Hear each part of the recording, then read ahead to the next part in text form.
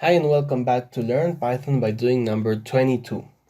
So today we're going to talk about an interesting data structure called set. So a set basically is a collection which is unordered and unindexed. So contrary to lists, remember lists have indexes and so they are ordered.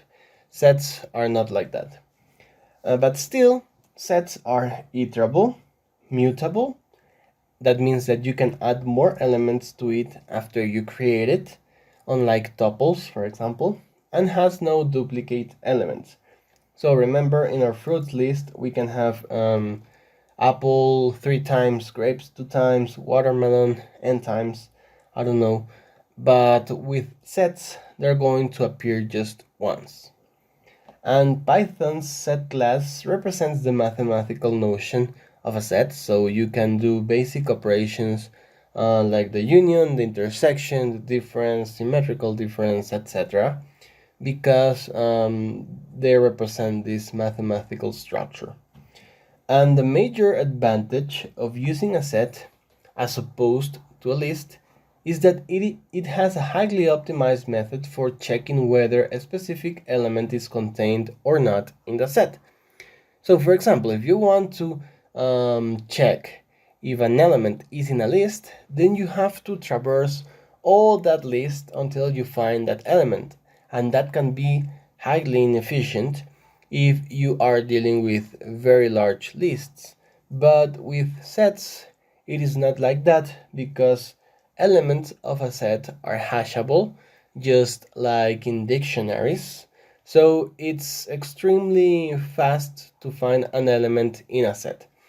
So if you want to find an element in a list, then you should consider first converting into a set and then trying to find the element in a set because this is a faster process.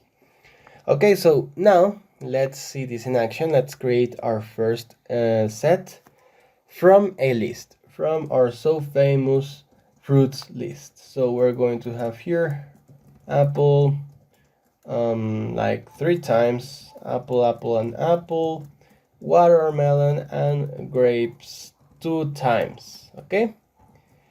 Now we're going to create the fruits set, which you can do it like this. Just pass the iterable to set, and there you go. Now, fruit set is going to contain apple, grapes, and watermelon, and as you can see, they appear just once, and they are in curly braces. So, you can create sets like that with curly braces.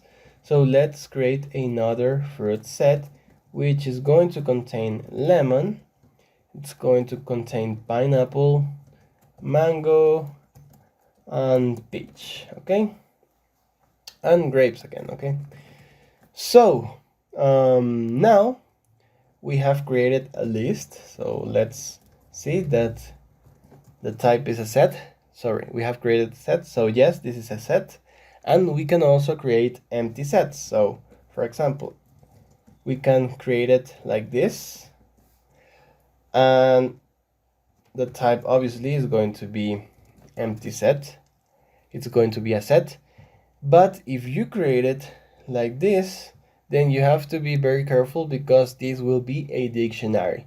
So as you can see, the type of the empty set is a dictionary. So if you want to create an empty set, then do it like this. Okay, we can obviously add elements to a set because, as I told you, sets are mutable. So for example, to the fruit set, we can add a single element by using the add method. Okay, so suppose we want to add a banana. Now let's see. Now we have a banana, and if we want to do this operation again, so let's execute this cell again, then nothing will happen because remember, sets cannot have duplicate elements. If you want to add more than one element, then just use the update method, and you can pass an iterable like a list. So you can pass banana, you can pass melon, and you can pass grapes again. So let's see here. Now we have the same fruits here, but we added this one here. So this is how you add more than one element to the set, okay? Now let's remove some elements of the set. We can use the remove element. So for example, if we want to remove banana, fruit set dot remove.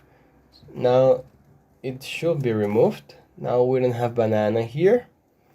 And if we try to do this again, then we're going to have a key error because banana is not present in the dictionary, in the set. If you want to avoid this exception to be raised, then you should use another method called the discard method. So we simply say discard, and if we pass banana, then nothing will happen because discard guarantees that if the element is not in the set, then it's not going to raise an exception. It's just going to maintain the set unchanged. Okay? And well, we can also do some other operations that are also present in lists. For example, in our fruits list, we can use the pop method, and we can pass the index here, but if we don't pass an index, then we're going to remove the last element, which is grapes. So that's all grapes, and now we don't have grapes anymore. But with sets, remember, they are on order and they are unindexed. So that means that pop is going to remove a random element. So in fact, let's do it. Pop. So as you can see, it removed a random element, which in this case is apple. And we can also, for example, clear this fruit set. Now it's an empty set. And well, this operation is also present in, I here printed the fruits list, fruit set. So now it's an empty set, okay? So these are some things you can do with sets. Now in the next video, let's see how we can operate with these sets. See you in the next video.